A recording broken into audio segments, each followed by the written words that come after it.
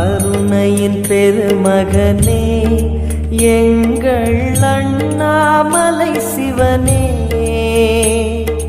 ஆடிய பாதத்தில் ஓரிடம் வேண்டும், ஆடிய பாதத்தில் ஓரிடம் வேண்டும். அருள்வாயீஸ்வரனே, அன்பே அருணாச்சல சிவனே.